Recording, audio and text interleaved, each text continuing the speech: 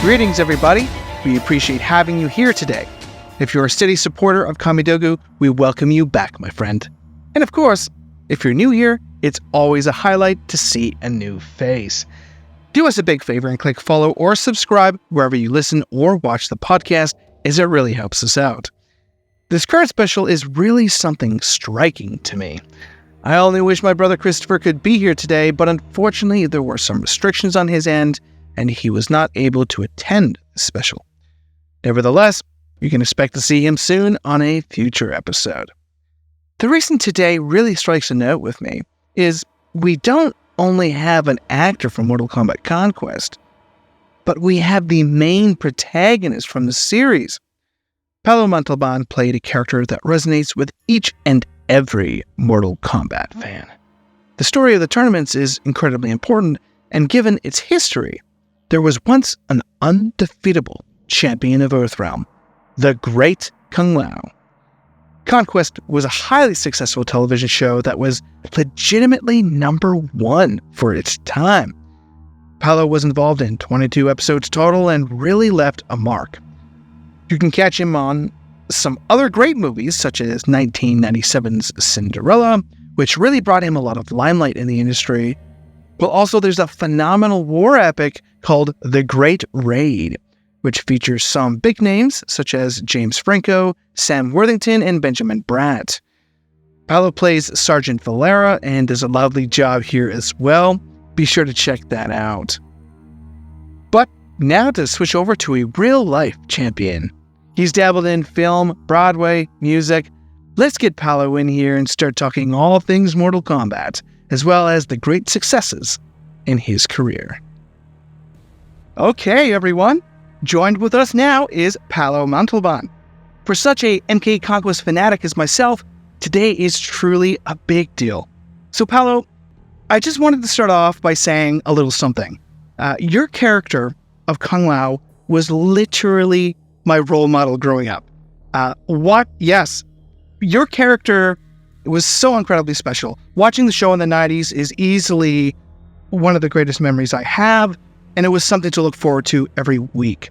In my younger days, in the schoolyard for recess, I frequently used to pretend I was in the tournament with my friends, and I'd always beat Kung Lao.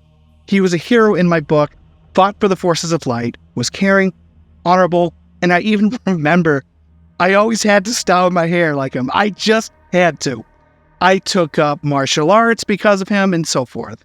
He left such a positive impression on me, and it would stand to reason that your work really is meaningful. It's amazing to have you on Kamidogu. Thanks for being here today, man. Thanks so much for having me, Marcus, and thank you for the kind, thoughtful words. My goodness. I don't know if this is this a video or audio only? Is it both? It's both, my friend. Okay, so people out there, if you can hear me blushing over the over the podcast, that's me, because I'm just so honored to be spoken, or at least my work to be spoken of that way, and the writing and the storytelling from Mortal Kombat Conquest. Yes. Well, excellent. To start off today, Paolo, elaborate with us where your goal really started to become an actor. What were some of your childhood influences? I would like to say that my childhood influences were probably higher up in the age bracket. So I was probably in college, and I was really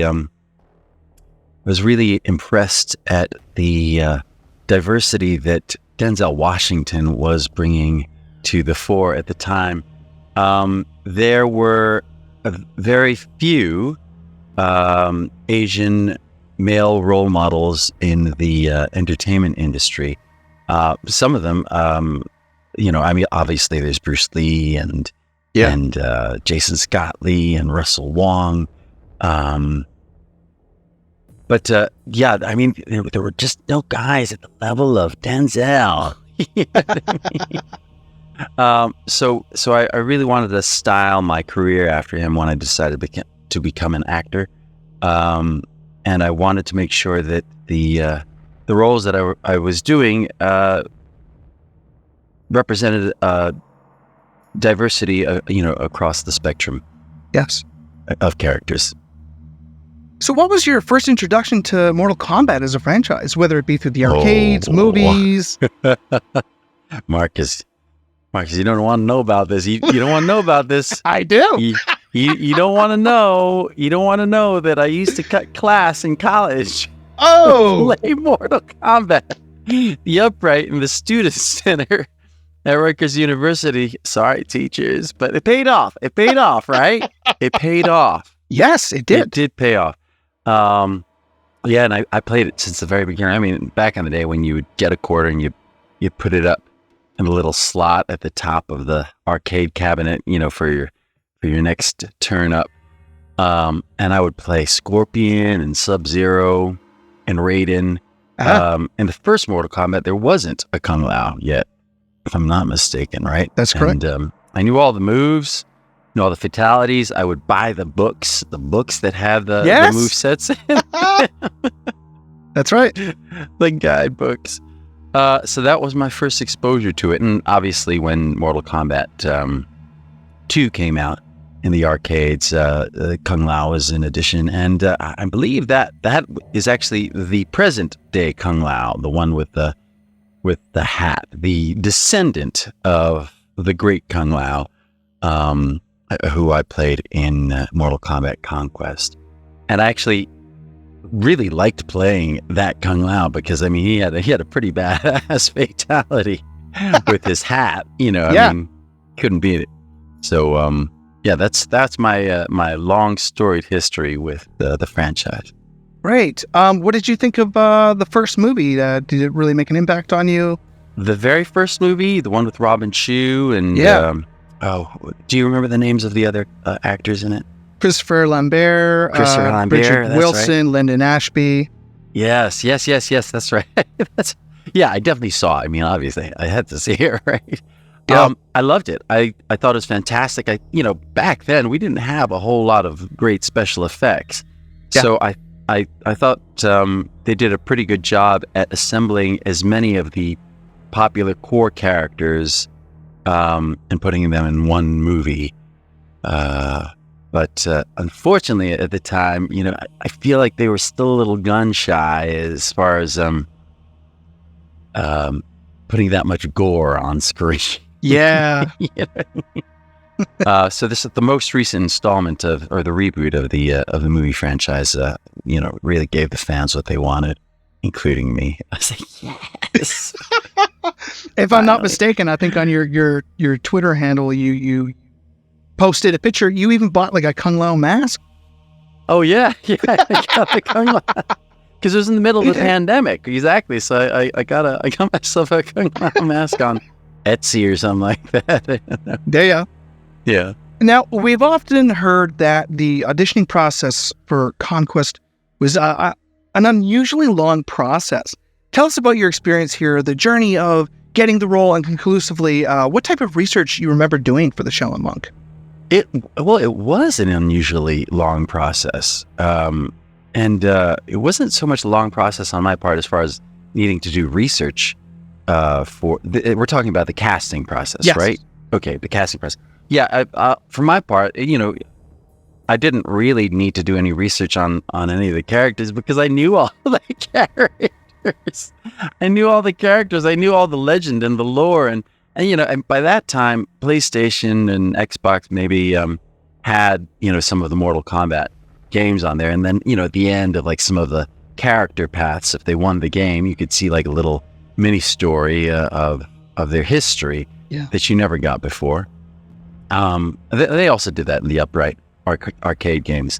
But the audition process was long. I remember spending a lot of time with Lawrence Kasanoff, who was the executive producer of Mortal Kombat Conquest, and I think it was like 4 auditions with him, and maybe 3 of those auditions he brought a video camera, and we would just do the lines and some of the action sequences to the camera that he brought in a studio room, in a small like audition studio room in New York. I'm sure he traveled between LA and New York to cast for it. And then the fifth audition out was out in LA, and that's when we tested with we tested for the producers. So testing for the producers is you basically show up, and sometimes they do a camera test where they have the actual rig that they're going to shoot with in the actual series. But oftentimes it's just the entire studio that's there in the room, or the executive producers, all the decision makers. And then what they did was they mixed and matched the actors who were, the final callbacks together. So I actually got to do a scene with Kristana Loken that day. Oh, no way. Yeah. I was able to do a scene with her that day, and I believe it was the scene when we're breaking her out in one of the pilot episodes, or breaking her out of the prison. So we had to do this make-believe thing, like we're pushing a giant boulder out of the way. And it was just a chair. It was just a chair in the room. But it was a lot of fun. And I'll be honest with you, I honestly think I got it because it was such a tall cast, and I was as tall as they was a pretty tall cast. It's a really tall cast. It was such a tall cast that we all looked short on screen because there's no height difference. We all looked like we were occupying the same space. Now, I got a question. Bruce Lott brought it up to us, and even Adani Meropis, that they received a Mortal Kombat Bible, they call it, just so you could kind of do a little bit of research. Did you receive this as well? If I did, I would be showing it to you right now. I think Larry liked the fact that I knew so much about Mortal Kombat already that he probably didn't have to give me a Bible. That is fair. So I want this limited edition Mortal Kombat Bible, though. It sounds pretty badass. Yeah, I'm pretty sure Bruce still has it somewhere. Well, maybe he can make me a copy. Paolo, I understand you have a background in the world of musical theater with a little bit of judo even on top of things. Yeah, and so naturally this really helped you during Conquest with all the movements and choreography. Obviously, there were a number of people who did stunts for your character, such as J.J. Perry and Mike Shedretabut. Christopher Lepps. Christopher Lepps was the main stunty for Kung Lao. Yeah. So, but JJ was the first 2 episodes, definitely. Yes. A lot of shots. Yes, I'm going to say that. Yeah. But I will say this. I will say that all the stunt men and stunt women on the set were so generous with their time, and their knowledge. That, I mean, as far as getting a crash course in Hollywood kung fu, you couldn't have a greater group of people to work with. So they would pull me aside and at least make sure that I understood what looks good on camera with the moves that they were doing. So I wasn't just, so everything was actually very specific with the moves that they were coming out of. Yeah. And we hope it played back then. I think it did. I think they did an incredible job. Yes, they did. They did. Now, from what I could tell, it seemed like maybe around halfway in the series that you got a lot more oriented in the fight scenes. Like I could see you a lot more clear in certain shots. Can you, by small chance, remember any specific fights that you really remember having a big hand in? Yeah. They were usually the fights with the minions. Yeah. Right. I mean, come on. And these were very talented minions, by the way. Oh yeah. Yeah. They always had they're always like bandits or rogues or just minions from Outworld. No, there was this one particular fight that I was particularly proud to be a part of, and it was outdoors. Once again, fighting the minions in the forest. in the forest. You remember it, Marcus. Thank you. We were trying to save this family. From what? I forget. Yep, I don't know. But that's I mean, correct. it's a very nice family. Minions were out to get us. Part of it, Marcus, is that it was obviously later in the season, and I was finally getting my bearings with the action, the action sequences. But it was also the scheduling. The scheduling of the shoot finally found its groove, and they were able to balance out times when the first team, when the main speaking actors would do their scenes, and when they could actually be pulled out to work with second team, the action unit. I think at the beginning of it, they could really like pull us out just for close-ups and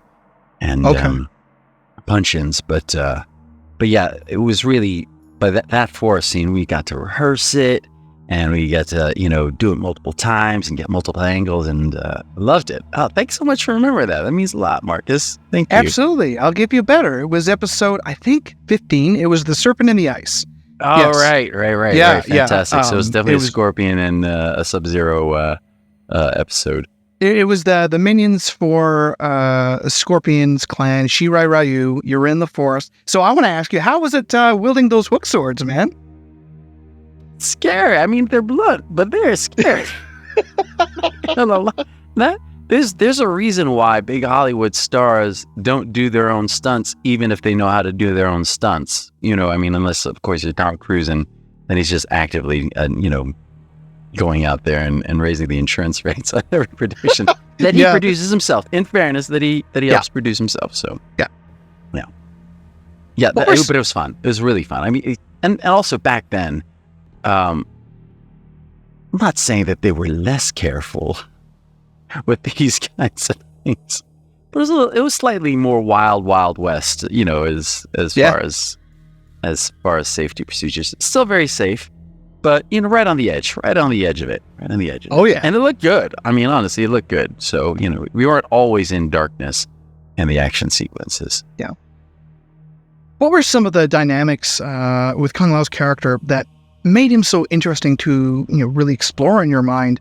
Was it the fact that he had the weight of the world on his shoulders and all this responsibility, or do you feel there's a lot more complexities in addition to that? Right. So I actually think the crux of his great struggle was having the knowledge that all of the people that he loved and cared about in his life would pass away either due to old age or because because maybe they were taken by the forces of Outworld. And having that knowledge and responsibility, maybe that's what vampires feel like. I think for them that's good, but I think for someone who he's a monk, and so he understands the fleetingness of life, and to have that taken away from you, I think is a big deal, because there really is no end in sight. It's almost like that's his sole purpose in life is to save Earthrealm. Right. He doesn't get to actually have a life of his own. A really unique episode for you was episode 9, Quan Chi. Your character gets infected with Quan Chi's vile sorcery, and the end result was a very aggressive and rather tainted version of Kung Lao, filled with hatred, rage, even attacking his own monks. Did you enjoy tackling this different attitude for Kung Lao? How was it to play the bad guy for a change? And would you say this was one of the more memorable episodes for you? Absolutely. Yeah, it was definitely one of the more memorable episodes. Because that's when I got the bug. It was like, ooh, Bruce and Jeff get to do this every episode. Yeah. It's so much fun. Anybody out there who's an actor, you get a chance to play the villain versus the hero, play the villain. It's the best part of acting, because then you can drop it and you can have a nice laugh. I remember Jeff telling me this story where he would go around some days as Shao Kahn, and he'd really drop in, into the character as soon as he got to set, and people would just not talk to him because he was so scary. But as far as my participation in that episode, it was a lot of fun. It was a lot of fun exploring the dark side of Kung Lao. I mean, because every single week we see him doing the right thing and the do-gooder and the white knight syndrome, and it's nice to see your heroes be three-dimensional characters in that way, to have flaws, to know that those dark urges are just underneath the surface, and it's actually a daily struggle to keep them suppressed. Beautifully said. Now, when it comes to Adani Meropis, I find that guy's an absolute genius, and we hear he was always coming up with new ideas to make a scene unique. Did you have any great, thorough conversations with him amidst the making of that episode, or any other ones? No, I would just, because most of the time most of his scenes were spent scheming against Kung Lao, so we didn't really get to chat much about his character work. But I would sometimes watch him work, and it was just so much fun. I mean, talk about an actor chewing up the scenery and just savoring every moment of his character and his own personal minions. I mean, it was one of the better guest stars, definitely. Yes. Who we had, and I think honestly, a Quan Chi spinoff would have been in order had we continued to run with it. You know what I mean? So entertaining, just so entertaining. I mean, like he's almost like on the level of like, like what you want Loki to win but not win. You know what I mean? There's a little bit like that, a little bit of that anti-hero, anti-villain kind of moment going on. Yeah. It's just fun. Yeah, that's too good, man. One of the things that really shines in this show really are the performances. Besides your spectacular portrayal of Kung Lao, we also had some great performances from the main cast and beyond. But in terms of the main cast, can you share with us some good times that you've had working with these very fine people? Just a few that come up to your head. Yeah, I mean, my favorite story is actually the first day of work that we had, and we didn't all. I don't know if we all met that same day. I think it was one of the first few days that we were working, and I was working with Bruce Locke, who played Shang Tsung, because it was the tournament, right? It was that was the first scene you shot, right? Or it was one of the first scenes that we did, because it's shot out of order, but it was in it's within the first episode of it, and I told Bruce backstage, on the soundstage as we were passing the hall, I said, "Hey, hi, I'm Paolo. So nice to meet you." Couldn't be a friendlier guy. Big smile. I said, "So nice to meet you." I said, "Hey, look, man. Since we're playing like mortal enemies, do you think it'd be okay if we didn't actually interact with each other, unless we're actually in front of the camera? Because I just want to make sure that we have that mortal enemy thing playing throughout the series." Yeah. Like, oh, okay, man. Yeah. Whatever. So I'm walking off, my shoulders are shaking. He's like, "Come on." Oh, man. Wow. That's the first and only time I got Bruce Locke. Great guy. But honestly, every single day was a pleasure to work with all of them. The core group, we would assemble in every single time we got a new script, which we would get while we were shooting the old script. We would assemble in my dressing room, which was, it's not that it was bigger than everyone else's, because it wasn't that we all had the same ones. It's just that it was closest to the set. You know what I mean? So so we could just duck out and then, go over lines for either the episode that we were in or read through the script of the next episode. I just missed that. I missed those times the most, because, that was really the only times that we would see each other during those days as a group. You know what I mean? Because oftentimes they'd pull us off to action unit or we'd be shooting scenes elsewhere. But we would hang out with each other because we were all down in Orlando, and once the episodes started airing, and they started airing while we were still shooting, we would watch them all together, sometimes over at my place. And it was fun. It was cool. You used to keep in touch with any of them, pal? Yeah. So I text Bruce and Jeff sometimes. I had a really nice conversation with Kristana last year. There was like a possibility that we might work together on another film, but unfortunately scheduling didn't work out. That would have been so dope. Yes. But yeah, I would honestly love for like a reunion of sorts, even if can you host one of those? Could you do one of these? Could you do like a multi-panel reunion on your I podcast? could. Matter of fact, I was thinking about starting it up. Jeffrey Meek was already in, so. Yeah, that would be so cool. Maybe for the 25th anniversary of Hey. Mortal Kombat Conquest. Try and make it relevant. You know what I mean? Let's do it. Yeah. Now, throughout this podcast, we've heard some awesome stories like Kristana being fearless and throwing snakes on set, Bruce constantly getting pranked by the crew, and everyone scared of Jeffrey, as you've already mentioned. Do you have any outright hilarious moments to share, which perhaps made you maybe even break character? Oh, yeah. Yes and no. I mean, like, it's something that I wanted. So it was during one of those like hive sequences toward the end. Do you remember with Kriya and the hive? And it was an outdoor shoot, and like they built this kind of like hive thing, like giant wasp thing on the ground, or anthill thing.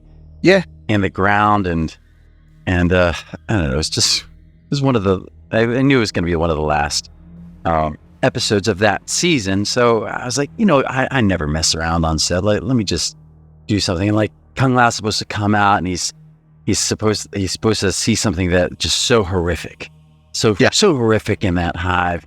So I asked one of the craft service people if they could get me some milk, and like I drank a little milk, cut a little milk in my mouth, and got out of the hive, and then I puked the milk out of my mouth because I was so upset while they were rolling. And listen, you would not do that today because it costs so much money to shoot film. Yeah. Even digital film. I mean, just the time. Yeah, like I would never waste, the production crew's time and the production's money pranking like that these days. But Wild West, man. It was like, and we were a family. The entire crew was a family, and it was a lot of fun. So that was my one prank that I did. Yeah. What were some of the funny things that you heard from the set? Well, you know what? Bruce told us so many. Bruce really did. He said one time when they were doing sort of like a close-up shot, the guy who took control of the camera, he was getting a little too close to Bruce, and then Bruce, he just kind of looked, and he was like, he had that oh shit moment, and it almost bunked him right in the head. Another episode, Dead to the Dragon. I don't know if you remember the character named Jola. She kind of had like these dragon powers.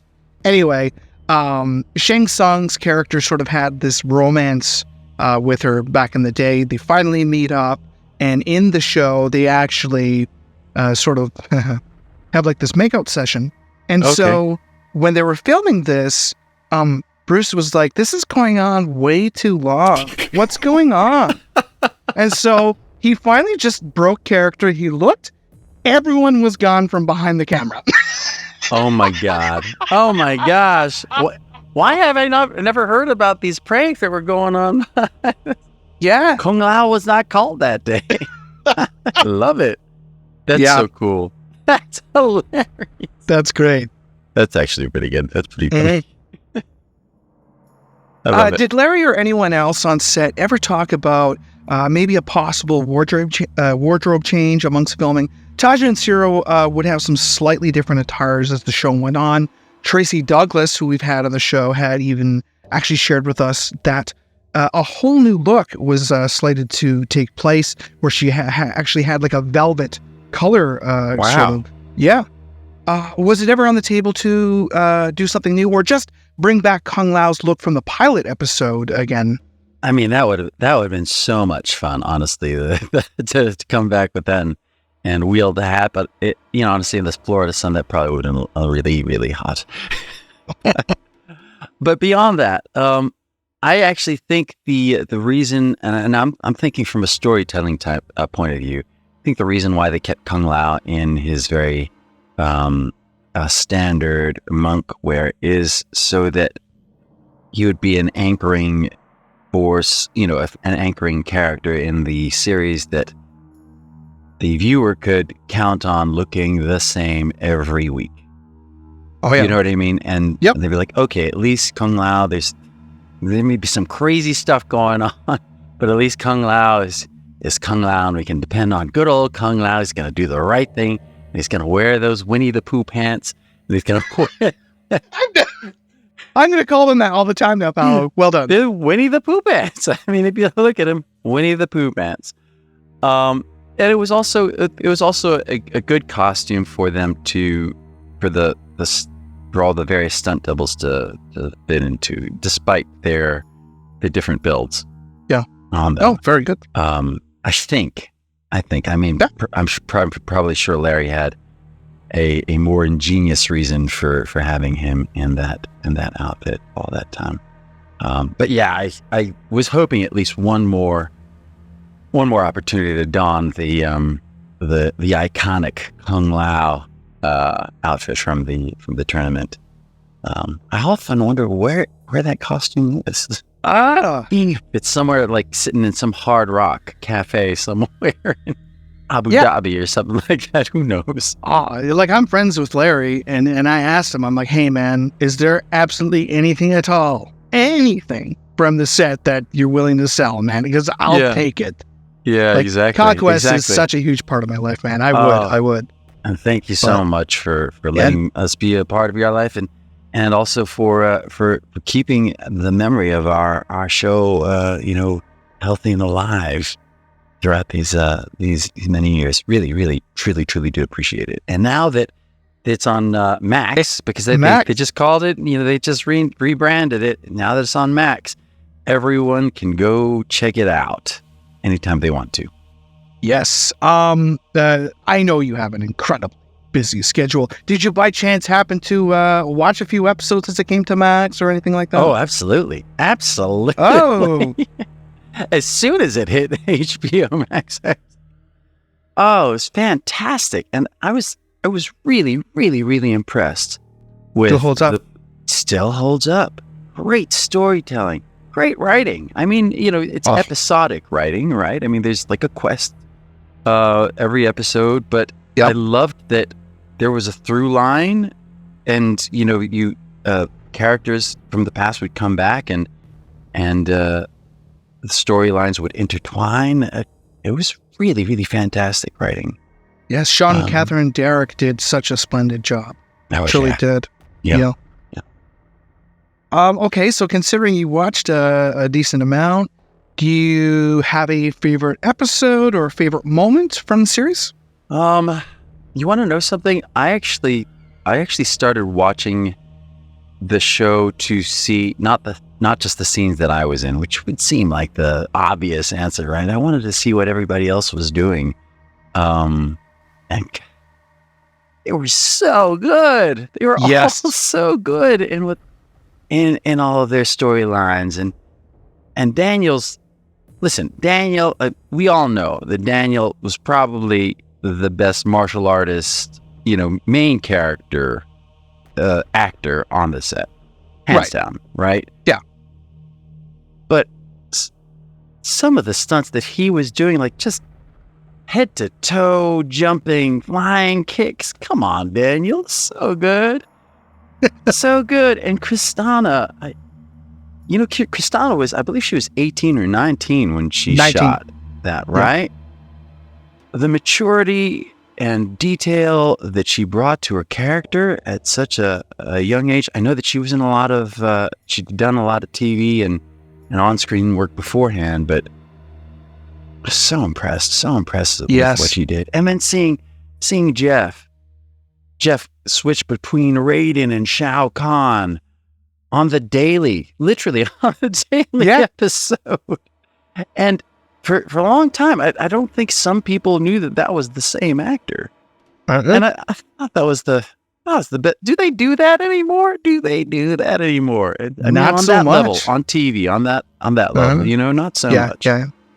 And obviously Bruce playing I'm gonna say it right here. It is a thankless role to play the villain who gets the cake served to him at the end of every episode, and he just keeps coming back for more, and he keeps coming with redoubled efforts, and you believe that one day he's gonna get his due, and guess what? In the movie, he gets his due finally. It only took about 23, 24 years, but yeah, he finally wins. Vengeance aside, my favorite episode in Conquest, I'm going to say would be number 5. It's called The Essence.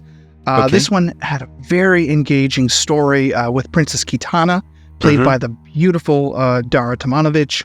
In my opinion, she was the best Kitana we've ever had in Mortal Kombat, period. Her unique chemistry with both you and Jeffrey makes Shao Kahn was just sensational. I have the utmost respect for Audie England, but Dara really brought something that was incredibly atmospheric and memorable. Tell our audiences how it was working with Dara on this episode, and maybe if by small chance you happen to know why she didn't return later on. Let me answer the second part of the question first. I have no idea why she never came back.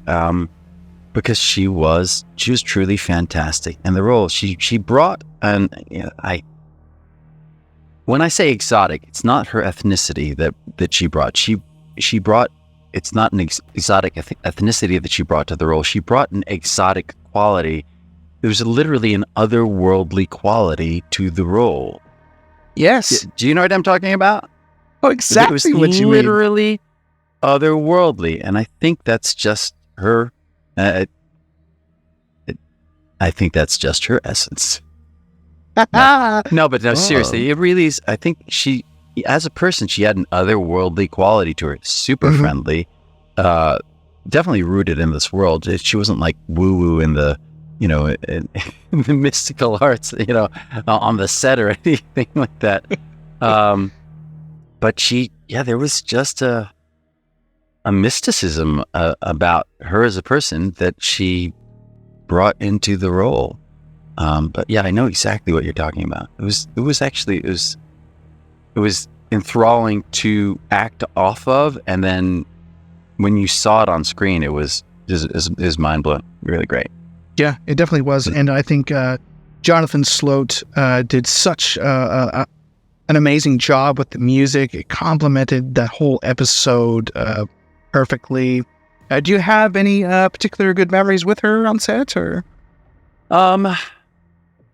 Did we have any particular? No.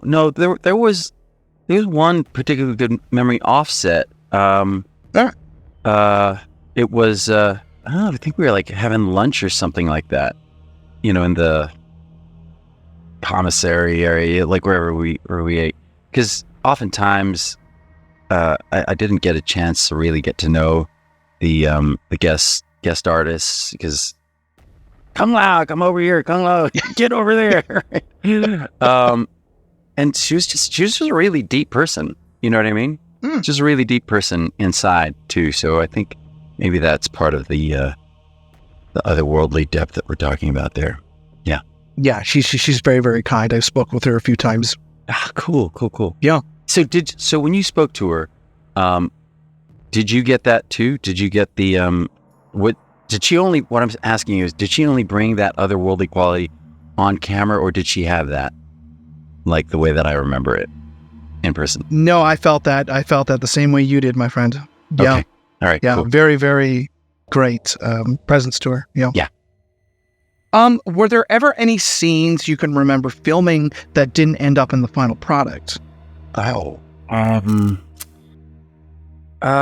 Yes, I do. I do remember it. And this is just how TV and film work, right? You do multiple takes and you wonder if it's ever going to make the cut, right? Yeah. And then it doesn't, and you're like, okay, I did all that work for the storytelling, right? And that's when you have to get your ego out of the way and say, okay, this makes better storytelling.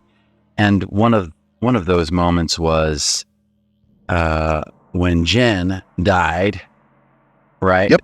Kung Lao's girlfriend, Jen, she died, and as the actor, instinctually, I was like, oh, I gotta get emotional for this. I have to not get emotional, but Well, I mean, the love of there your were life died. tears, the love of my life. I was gonna marry her, and Yeah. and my worst fears came true. The nightmares came true. She died. She came back as a spirit.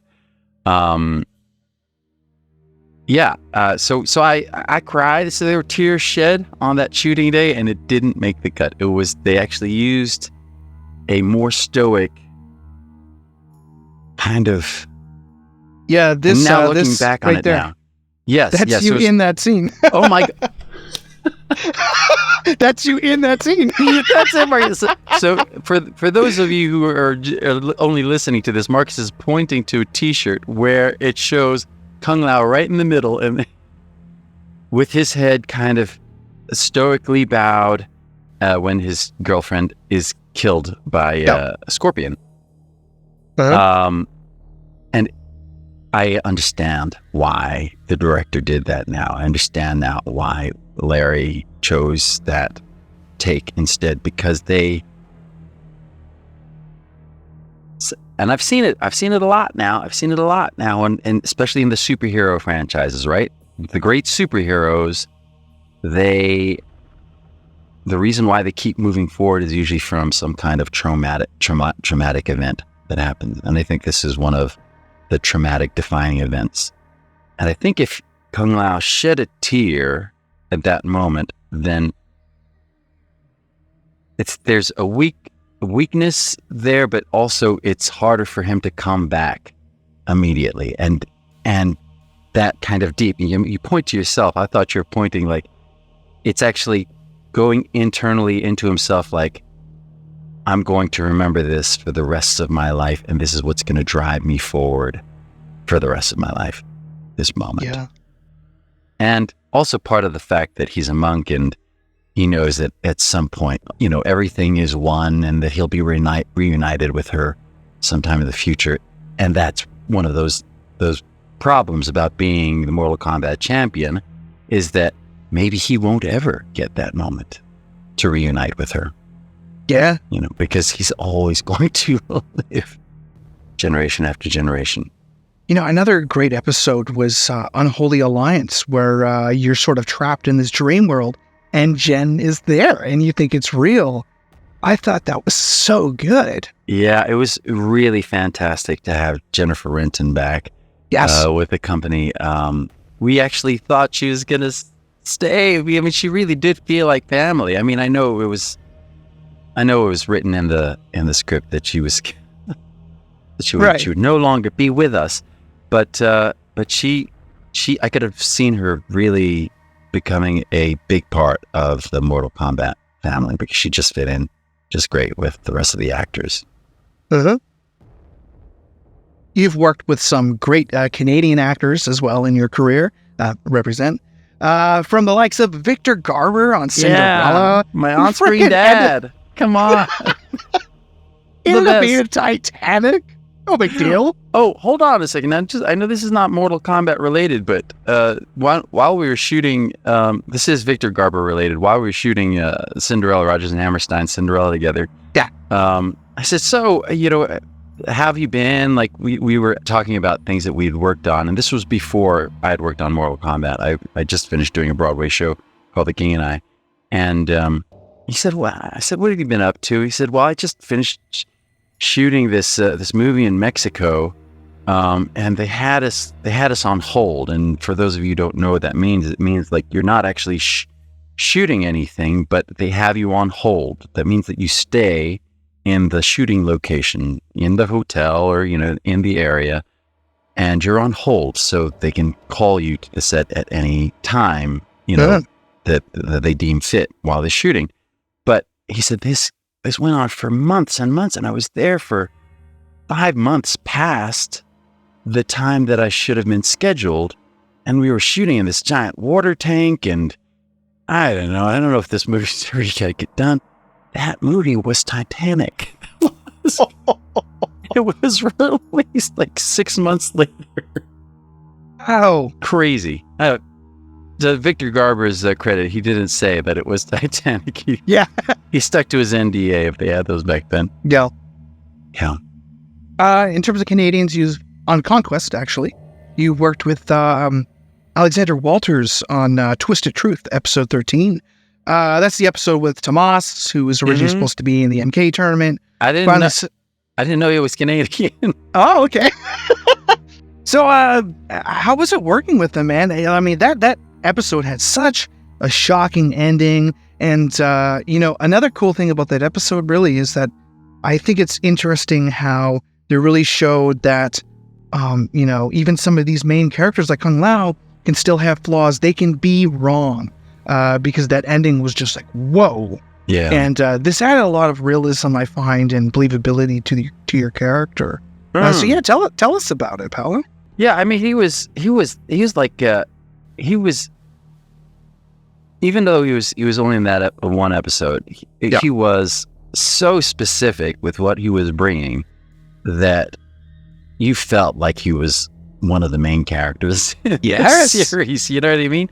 So when that loss happens, it's a real gut punch to the audience, right? Yeah. Yeah. But yeah, he was fantastic. You guys in Canada are feeding your people some very powerful, strong artistic stuff. Oh, that's too good, Paolo. That's too good. Of course, I have to ask this. Literally, everyone was completely shocked when Conquest didn't get picked up for season 2. Woo! Let's talk about that, Marcus. How much time do you have? There was actually a roadmap laid out, and as all the fans know, the proper ending consisted of Kung Lao's demise by the hands of Goro. Right. The show was sort of insinuating that when you could see the Shokan in his dreams. Yes. Did you hear any additional details of what was to happen to Kung Lao in season 2, and how did you react upon his cancellation? Absolutely not. As far as like getting details of what was going to happen, I actually maybe got details.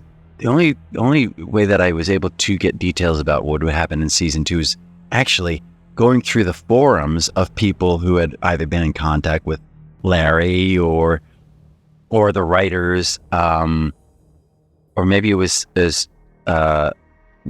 what the fans wanted. But that does sound like it would have tracked. So what I picked up later on, this was years later, is that they would have found a way back, obviously from Outworld, and then eventually would have had to have, Kung Lao would have had to have gone into the tournament. And I know that had to happen because that's the lore of the lore. We had to be true to the lore, and I think it would have been perfect, honestly, even if they just had one season. It could have been a 2-season thing. Even it really one could more. have been one more season. Yeah.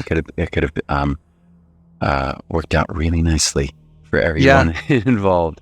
As to my reaction to it being canceled, it was confusion, befuddlement. I had actually extended my lease at the apartment down in Florida because we thought we were coming back in a few months. I was able to get out of it, fine. But yeah, I was just like, so what's going on? Are we gonna get back to it? Because otherwise I'd have been like, I'm taking this with me. I'm taking those Winnie the Pooh pants, that monk shirt. Yeah. So there, and we unfortunately never got a chance to properly say goodbye, as family. And when I say family, not just the cast, but also the crew, including Yes. the production crew. It would have been nice to have had some kind of closure with everybody. Everyone did end up like going on to do some incredible stuff. So I was very, very, very proud of them and rooting from the sidelines all the time for every single one of them. But yeah, it was sad. I'm not gonna lie. I was like, that's a bummer, because it was also like, I felt bad for the fans too, because I felt like they needed closure to the series, and to leave it on such an obvious cliffhanger, because you just can't. If you're gonna kill them off spectacularly, not with like some Beastmaster, bat type of monster type things that engulf you. So I mean, as you can see it and you can hear my voice, it's all coming back, and it was a shame. It was a shame, and I still have hopes. Honestly, I still have hopes that because they've rebooted the movie franchise, that they can extend the multiverse out, so they can retroactively complete the storyline. Now, whether that be with the live actors, which would be ideal, or maybe in an animated spin-off or something like that. They're doing some incredible things with animation these days, and they can do it really fast and on a good budget. And wouldn't it be nice if we used the original voices of the original cast? Tell me about it. No AI chat GPT there. It's some real actors voicing their talents. Hey, man. Gonna put that out there. When we had Larry Kasanoff on the show not too long ago, he actually asked us at the end of the episode, he asked the fans, he said, so if you wanted sort of like a solo show, or if you wanted somebody really bad to come back from Conquest, who would you like to be concentrated on? Tell us who you'd like to see. So it's almost like, wow, there's a glimmer of hope. He might still make something. Absolutely. Listen, I really think this is a really great time for this franchise, because now more than ever, there's an actual dialogue between the fans and the studios and the executive producers. And I really think they're listening to what the fans want. So if you guys want us back, bring us back. I love it. When you were actually filming Vengeance, do you remember, like, in terms of the script, were you incredibly confused? Because Bruce told us that they were rewriting like crazy. He really didn't know what was going on. And furthermore, I know you mentioned that everyone was going to come back originally for season 2, but like how? Because it clearly did seem like they died. Did you hear if maybe the Elder Gods would have reversed everything that had happened? Yes, right. So that was one of the things that I read in the forums, is that that's exactly what it was, that Raiden would have found some loophole, with how that was pulled off, with how the takeover was orchestrated, and presented his case to the Elder Gods, and the Elder Gods would have done this one-time kind of rewind, reboot, on bringing our heroes back. With probably some kind of side quests in order to fulfill those conditions. Otherwise, they get instantly, turned into dust, I'm just playing this off the top of my head right now. We all want you back, man. We all want you back. And so my question to you is, considering, the Mortal Kombat 2021 film was huge. They're talking about maybe spin-off shows, but obviously there's going to be sequels. Actor Joe Taslim confirmed there's still another 4 movies that he signed for. Mm-hmm. So there's going to be a lot ahead. He's going to be around with Warner Brothers for a long time. So my question to you, Paolo, is if they asked you for whether it just be like a flashback scene or even your own series as the Great Kung Lao, Would you do it? Would you be willing to shave that head bald? Would you be willing to wear the accurate costume? Tell us. Abso-freaking-lutely. Are you kidding me, Marcus? I've been waiting for this moment all my life. Oh, I've been waiting for all my life. And I know the great Kung Lao better than anyone else out there. So, I mean, I lived with him for 22 episodes is what I mean. Yeah. That's it. Yeah, no, I would love to be a part of the Mortal Kombat franchise once again in any capacity. Honestly, when I saw, if I don't know if you remember in the movie when they were in was it the temple or something like that? Raiden's temple? Was it Raiden's temple? And then they see like different images on the walls of like right of different Mortal Kombat's past, and you see Kung Lao, the great Kung Lao, being torn apart by Goro. Come on. We have to have that. We've got to have that moment. Everybody wants to see it. Yeah. Everybody wants to see it. That's right. Who doesn't love a good evisceration, That'd be pretty memorable scene. Yeah, pretty memorable. It'll look great on my reel. Now, offset of Conquest, Bruce Locke sort of described you as the social director when it came to some when it came to some fun gatherings and plans outside of work. Could you elaborate with us on some of these great get-togethers and the memories that will never fade away? Oh, right. So it was mostly because Bruce and Jeffrey lived near a golf course, so they did a lot of golfing. And you can't do a lot of partying together on a golf course. And Kristana was staying in the hotel with her dog, with Buddy. And so I actually had the best apartment condo, the biggest one that would be able to hold a lot of people in it. And I love to cook. So I would have everyone over and I'd cook for them, and we would watch. Like I said, we'd get up and we'd watch, an early afternoon showing of Mortal Kombat. Wow. And we'd cook, and think we must have gone to Disney World a couple of times together, because we shot on the set of Disney World. So I'm sure we did that. I just like seeing all of us out together, because like I said before, our schedules were so different, and Bruce and Tracy Douglas were always in Outworld, and they were never really in Earthrealm for the most part, except for a couple of times. So I did like bringing them together that way. I guess I was social director. Julie, your cruise director. Well, yeah, and of course, I'm surprised I didn't ask this.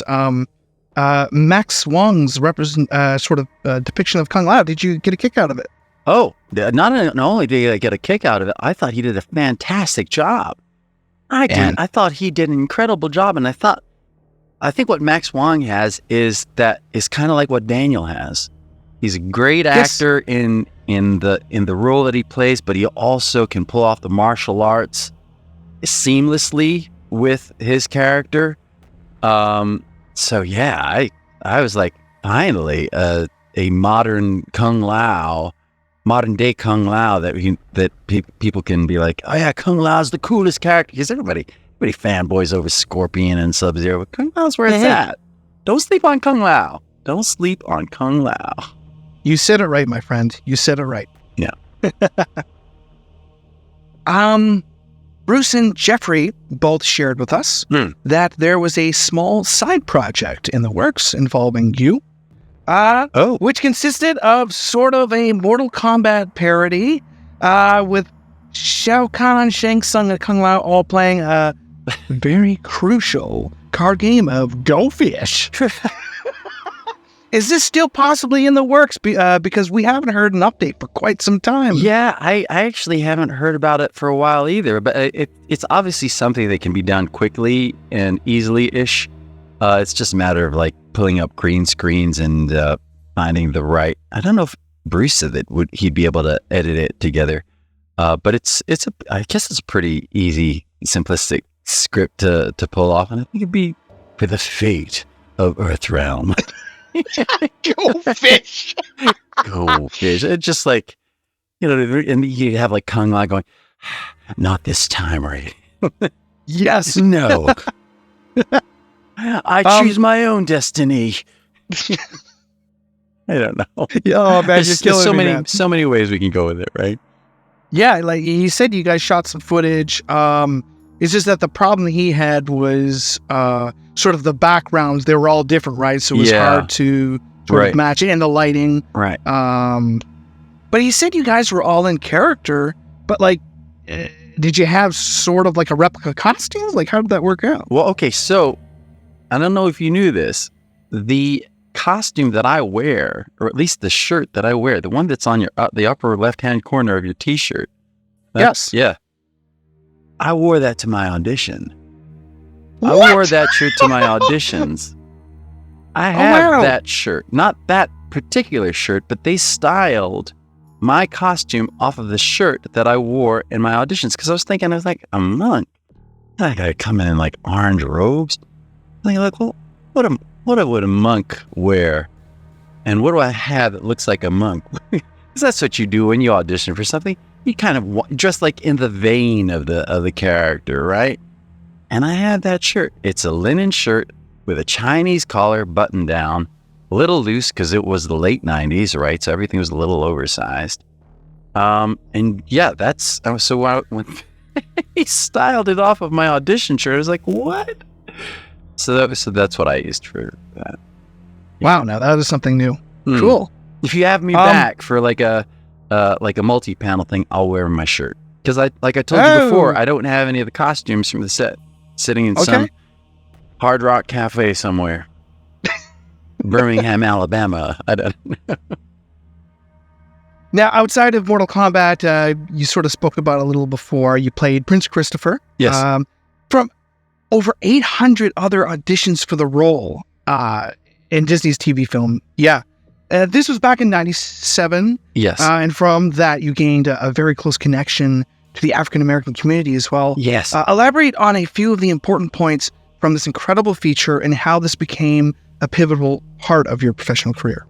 All right. So I'm so glad that you brought up the fact that it has deepened and opened up a relationship with the African-American community that I never thought I would ever have. And even still to this day, I was literally coming out of work yesterday. I'm currently doing Funny Girl on Broadway. And I stopped by my favorite pizza place on the way home. It was about 10:15 at night. And as I'm leaving the pizza joint, an African-American gentleman, kindly stops and he says, well, listen, I'm so sorry to interrupt your evening, but I know who you are and the work that you've done.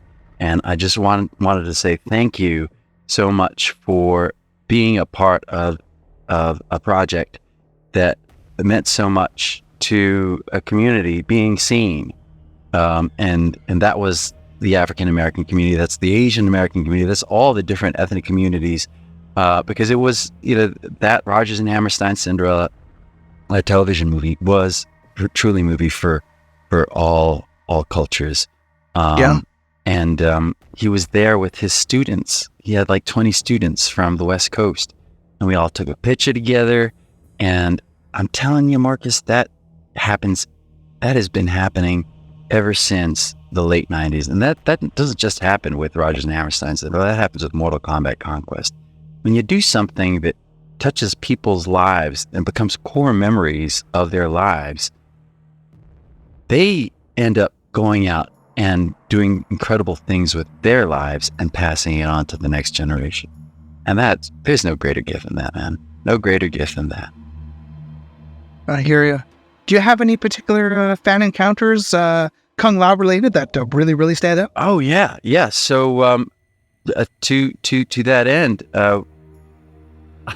honestly, there are actually more people in Europe that recognize Kung Lao than in the United States. Can you explain that to me, why that is?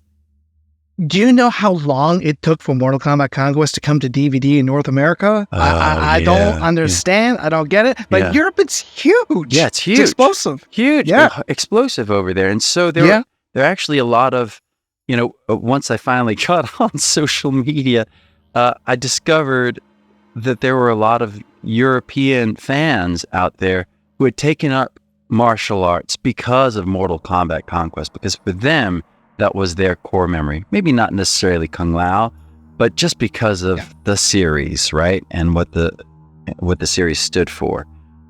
So yeah, that was really cool to find out, secondhand years later, that we were part of changing people's lives in that way, because martial arts changes a person's everything, right? It changes their work ethic, it changes their confidence, it changes the way they move through the world, changes the way that they interact with people, changes the way that they are affected by things in their life. And so, I don't know, and just being on the outside edge of that influence means a lot to me. Wonderful. I know you've played the Prince, going back to that. Yeah. Probably more than any other actor in history. I think so. But how was it returning as the character for a reunion on film for Descendants: Rise of Red for Disney Plus? Oh, Marcus. I only had a few days to shoot on that film, and working with Brandy felt like, what does it feel like? It felt like, I told you this, I said, it's like coming home to family that you haven't seen in a long time. So it's as if we had this shorthand of working with each other. And it's a good thing too, because they were trying to squeeze a lot of shots in to our day. And it was an exterior shot. They only had the location for one day, and it was raining and it was foggy. And so there were multiple takes of our scenes. And I don't think that either of us would have been able to do it with other actors. I mean, we would have done it, but would it have been as much fun? Probably not. Would it have been as easy and safe? That's what it felt like for me. I felt safe working with her again. And I hope she did too, working with me. Would it felt as safe? Probably not. I don't know.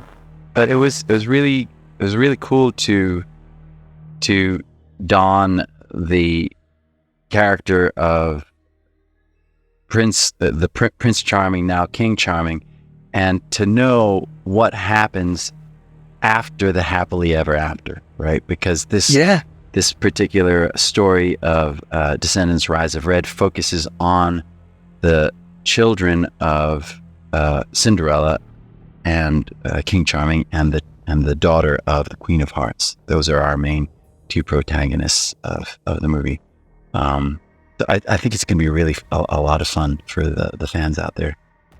Absolutely, all the fans of not just like the Brandy and Brandy Cinderella, but of also the the Prince Charming Cinderella spin-off, I guess, sequel. Yeah, actually, I think it was your Instagram, if I'm not mistaken. I saw a video of when you guys first met up all those years later. Yeah, it was quite emotional. It was very sweet, man. It really was. It was very sweet. Yeah, and it's always so odd that they're able to capture those moments on camera. Once you're a little exposed, you're like, oh, the camera is over there, but this is what I'm really feeling. So I'm not going to look cool, so might as well not try to, You keep extremely active to this very day with productions. Can you tell us about some other future projects that people can look forward to, or anything you got going on right now? Right. So right now, I'm currently playing Florenz Ziegfeld, the famous Broadway impresario from the early 1900s, in Funny Girl, starring Lea Michele as Fanny Bryce. And that'll be on Broadway till September 3rd. Come on by. I always make sure to stop by the stage door and sign everyone's program, whether they like it or not, and take pictures. But also, there are a couple of other things in the works. This musical movie about a Filipino American family called "The Girl Who Left Home." Is recently just got its distribution deal, so you'll be able to stream that very soon. I want to say starting in May, so you can start streaming that online, and it'll probably like show up on one of the streaming services, or maybe at an airplane near you. And earlier last year, I shot this movie with Dante Bosco, and I don't know if you guys know who Dante Bosco is, but he played Rufio in Hook, starring Robin Williams and Dustin Hoffman as Hook, and he played the iconic Rufio, the leader of the Lost Boys. And he also plays Prince Zuko. He's the voice actor for Prince Zuko on Avatar. And we shot a rom-com last year, and the rom-com is called Asian Persuasion, and we shot it in New York, and it's about a guy, Dante's character, who's getting a divorce, and he comes up with this idea to set his soon-to-be ex-wife up with a new suitor so that she can marry him, so he doesn't have to pay alimony. And I'm that guy. But on paper, I look like Prince Charming. I've got a great job, finance job. You know, he's got his life together, but he's terrible at dating. So Dante, he kind of pulls like a Roxanne number on him. He coaches me through the dates, and then hilarity ensues. And that should come out sometime, I want to say next year too. So that and Descendants Rise of Red, I think, will be coming out 2024. So lots of stuff to come out. Oh, and next week, or maybe even this Friday, there's going to be a release of a new musical called Madame Clicquot. It's the EP. It'll be on Spotify and other streaming services, Apple. And I play a guy named Louis Bon, and he's the distributor of Veuve Clicquot, the champagne, back when it was first created many years ago, 250 years ago. So this was a lot of fun. So a couple of things in the pipeline, and maybe hopefully a Mortal Kombat appearance in the future. I'm just gonna put that out there. I'm just gonna put that out there in the universe. Make that happen. It's funny. Me and my friends on Twitter all the time, we bring it up, man. We got to see it back. It's just going to happen. Yeah. And so fingers crossed there. I believe you've even released your own self-titled album in terms of music and 08. Yeah, actually, I think it came out a little earlier than that. That might have been like 2003, 2004, probably 2004. Okay. Yeah, and that's my own self-titled album. If you want to hear the dulcet tones, I always say it's really good music to fall asleep to because it's very relaxing. That's also on Spotify and other streaming services. And it's just Paolo Montalban. There we go. So check that out too if you're interested. There we go, man. Thanks a lot, Mark. Thanks for the plugs, the multiple plugs. Yeah, you're gonna need a power strip for that. So many plugs. Love it. Okay, man, so we're going to switch things up a little bit here. We're going to head to the last segment of the show, and it is called Final Round. So what we're going to do on this final round is ask you some quick questions, try to get to know you a little more. So the first question being, what are some of your secret talents? Secret talents? Oh, I'm a massage therapist. I'm a certified massage therapist in the great state of California. What? Yes, sir. Yes, sir. And I'm pretty good. I mean, I think I'm good. I don't know. Ask the people that I've worked on. I no longer do it, of course, because you need a different license in New York. Okay. And that's a lot more hours than I have time for. So, I mean, I still do it for friends every now and then. Like if they're hurt or injured or something like that, or I'll show them a certain movie that they can do on themselves because I think that's important. It's important. It also was a great way to understand the human body better. So, yes. Yeah. Do you have any other fun hobbies? Horseback riding. but I don't do that. I also Ah. don't do that so much anymore because it was something I really loved doing when I lived out west or when I was down in Florida. It's a little harder to get on a horse on the East Coast these days. It's a little bit more of an elite sport in the Northeast. What was your very first job ever? My very first job ever was a bank teller at National Westminster Bank in Jersey City. I think I was 16 years old. I don't know. I don't know how or why they allowed someone so young to be handling money like that. But it was a summer job. I don't know. Figured it out. So I still carry the habit of arranging my bills in the same direction when I count them out or store them. Wow, would you look at that? Yeah. Was it a half decent experience? But it was a great experience. Great experience. I loved being a teller. I thought it was great, except for the moments when when you're a teller, and I'm sure the people who work in retail understand this, when you're dealing with cash, you have to prove out at the end of the day. And if your numbers didn't prove out, oh my gosh, that's the worst thing, especially because it's the bank, right? You have to be able to, you got to make sure that those numbers line up somewhere. And yeah, that was the scary part. But I like the people that I worked with. I like it. Good. Yeah. That's the main thing. It really is. It really is. Do you have a favorite childhood memory? Favorite childhood memory? Favorite childhood memory was living in New York City. We lived a block away from Lincoln Center because my two aunts were attending Juilliard, which is part of the Lincoln Center campus. One for violin, one for piano. And I remember a day out for my sister and I would be running around Lincoln Center Plaza. And my dad, he's a bit of an engineer hobbyist himself, rigged some harnesses for us. So I think he was like one of the first people that had like child leashes. So we'd like run out and, oh, jeez. He'd have us on leash so we wouldn't like run away. But I remember that. I remember it fondly. Wow. So Paolo, what's your favorite place to travel? Oh, that's a great question. All right, so I've had a few favorite places in my life. First one was Portland, Oregon.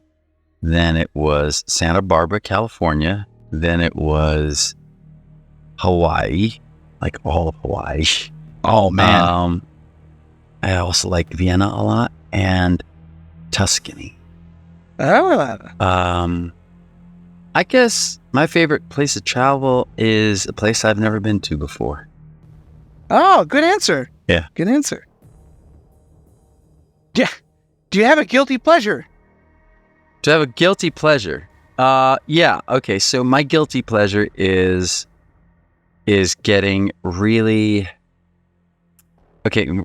So whenever I pick up a hobby, I get so into that hobby that obsessive into that hobby. And so that's my guilty pleasure, is that I go a little bit excessive with things that I'm like, oh, this is new and interesting, and go to excess with it. And then I'm like, okay, I can move on and have a little bit more moderation in life. But well, I mean, I guess the little hint there was, you'd occasionally skip class to play Mortal Kombat.